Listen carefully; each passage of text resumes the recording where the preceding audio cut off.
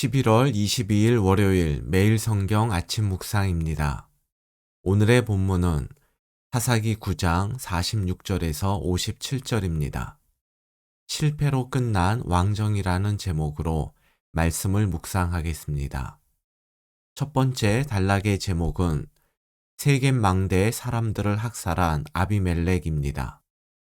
아비멜렉은 자신을 지지했던 세겜 사람들을 세 번에 걸쳐서 학살합니다. 34절에서 41절에 나오는 첫 번째 학살에서는 가알이라는 사람이 아비멜렉을 몰아내려고 했을 때 가알과 합세하여 아비멜렉에게 저항했던 세겜 사람들을 죽였습니다. 두 번째 학살은 42절에서 45절에 나오는데 이번에는 아비멜렉에 대한 저항과는 관계가 없는 무고한 세겜 사람들까지 죽였습니다. 그리고 오늘 본문인 46절에서 49절에 세 번째 학살에 관한 내용이 나옵니다. 46절과 47절을 보겠습니다. 세겜 망대의 모든 사람들이 이를 듣고 엘브릿 신전의 보루로 들어갔더니 세겜 망대의 모든 사람들이 모인 것이 아비멜렉에게 알려지매 여기서 세겜 망대는 세겜이라는 성읍 안에 있는 망대라기보다는 세겜 가까이에 위치한 지명으로 보기도 합니다. 45절을 보면 아비멜렉은 두 번째 학살 때 세겜 사람들을 죽이면서 세겜 성을 헐어버렸기 때문입니다. 아비멜렉의 학살을 피해서 세겜 망대에 피해 있던 세겜 사람들은 아비멜렉이 세겜을 완전히 파괴했다는 소식을 듣고 엘브릿 신전에 보루로 들어갔습니다. 엘브릿 신전은 사사기 9장 4절에 나오는 바알브릿 신전의 또 다른 이름입니다. 보루는 돌을 깎아 만든 동굴이나 은신처를 말합니다. 즉 세겜 사람들은 아비멜렉을 피해서 도망가다가 결국 자신들이 섬기는 신의 보호를 받기 위해 신전의 은신처로 도망한 것입니다. 48절입니다. 아비멜렉 및 그와 함께 있는 모든 백성이 살몬산에 오르고 아비멜렉이 손에 도끼를 들고 나뭇가지를 찍어 그것을 들어 올려 자기 어깨에 메고 그와 함께 있는 백성에게 이르되 너희는 내가 행하는 것을 보나니 빨리 나와 같이 행하라 하니 세겜 망대 사람들이 엘브릿 신전의 보루에 숨었다는 사실을 알게 된 아비멜렉은 나뭇가지를 베어 메고 함께 있는 백성들에게 자신을 따르라고 명령합니다. 49절입니다. 모든 백성들도 각각 나뭇가지를 찍어서 아비멜렉을 따라 보루 위에 놓고 그것들이 얹혀 있는 보루에 불을 놓음에 세겜 망대에 있는 사람들이 다 죽었으니 남녀가 약 1000명이었더라. 아비멜렉은 세겜 망대 사람들이 숨어 있는 보루에 불을 놓았고 이로 인해서 세겜 망대의 사람 남녀 약 1000명이 모두 죽었습니다. 세겜 사람들은 신의 보호를 기대하며 들어간 은신처에서 자기들이 뽑은 왕에 의해 불타 죽었습니다.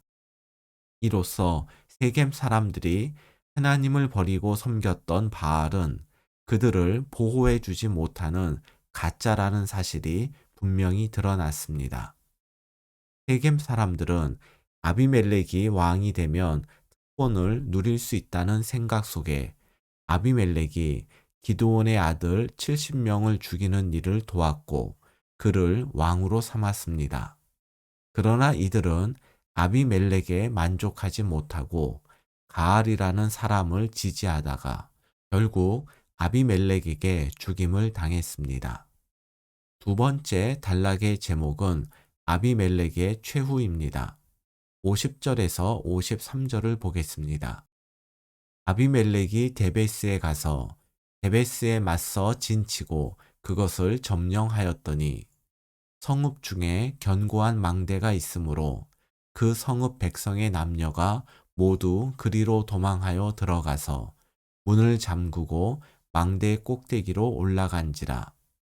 아비멜렉이 망대 앞에 이르러 공격하며 망대의 문에 가까이 나아가서 그것을 불사르려 하더니 한 여인이 맷돌 윗짝을 아비멜렉의 머리 위에 내려던져 그의 두개골을 깨뜨리니 자신을 배반한 세겜을 세 번에 걸쳐 학살한 아비멜렉의 분노는 세겜에서 가까운 데베스로 향했습니다.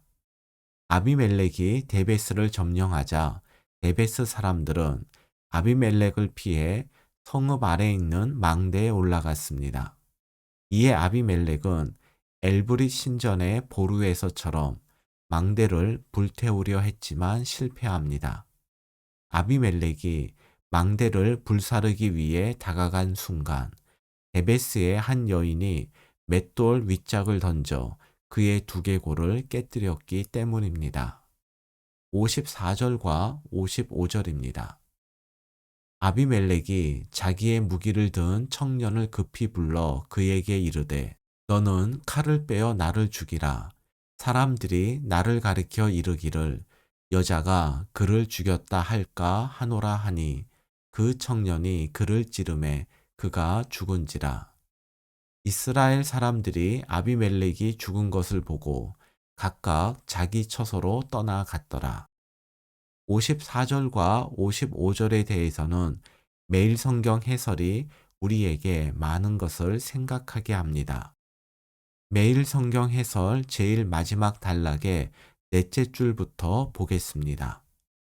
살기 등등하던 아비멜렉은 한 여인이 던진 맷돌 윗짝에 맞아 한순간에 거꾸러졌습니다.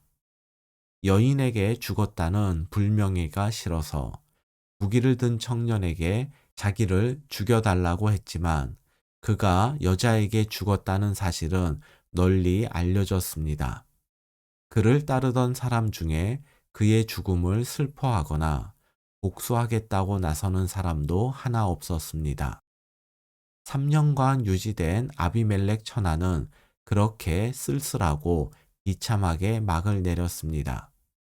악인의 형통함과 권력을 부러워하지 맙시다. 폭주하는 권력의 끝은 갑작스러운 낭떠러지입니다. 세 번째 단락의 제목은 아비멜렉에 대한 평가입니다. 55절을 보면 아비멜렉이 죽은 후에 이스라엘 백성들은 각각 자기 처소로 돌아갔습니다. 일반적으로 사사에 관한 이야기는 몇 년간 이스라엘이 평온했고 아무개 사사가 죽었다로 끝이 납니다. 그런데 아비멜렉 이야기의 마지막에는 이스라엘의 평안 보고가 나오지 않습니다. 이것은 아비멜렉이 사사가 아니라는 사실과 자신의 욕망을 충족해 줄 사람을 지도자로 세울 때에 평화를 기대할 수 없음을 교훈합니다. 아비멜렉에 관한 일화는 그에 대한 성경의 평가로 끝이 납니다. 56절과 57절입니다. 아비멜렉이 그의 형제 70명을 죽여 자기 아버지에게 행한 악행을 하나님이 이같이 갚으셨고 또 세겜 사람들의 모든 악행을 하나님이 그들의 머리에 갚으셨으니 여룻바알의 아들 요담의 저주가 그들에게 응하니라.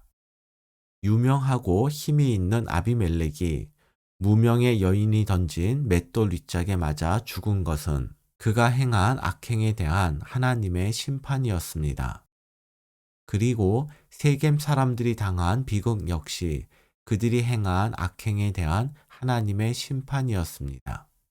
그런데 57절 마지막에 여룻바알의 아들 요담의 저주가 그들에게 응하니라는 말씀이 나옵니다. 마치 요담의 저주가 효력을 발휘한 것처럼 보이는데 이것은 피해자가 저주한 방식대로 하나님의 심판이 임함으로써 가해자들이 행한 악행에 대한 당연한 결과임을 강조하는 것입니다. 아비멜렉은 세겜 사람들이 자신을 배반한 것에 대한 분노를 심판을 가장한 학살로 표출했습니다.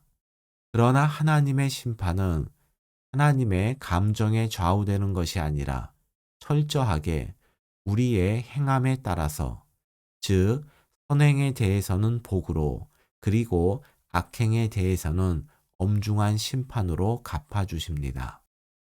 오늘의 말씀 요약입니다. 하나님을 버리고 택한 것들은 무엇이든지 하나님을 대신할 수 없습니다. 진정한 샬롬은 오직 하나님 안에서만 가능합니다. 아비멜렉처럼 불의를 행하고 잔인한 행동을 일삼는 사람의 끝이 비참하고 수치스러운 것은 하나님의 심판이 공의롭다는 증거입니다. 악인의 형통을 부러워하지 말고 말씀을 따라 의의 길을 걸어갑시다. 공의로우신 하나님께서 하늘의 복으로 갚아주실 것입니다. 오늘의 한 줄 기도입니다. 힘으로 사람들을 괴롭히며 하나님을 거스르는 악한 세력을 물리쳐 주소서.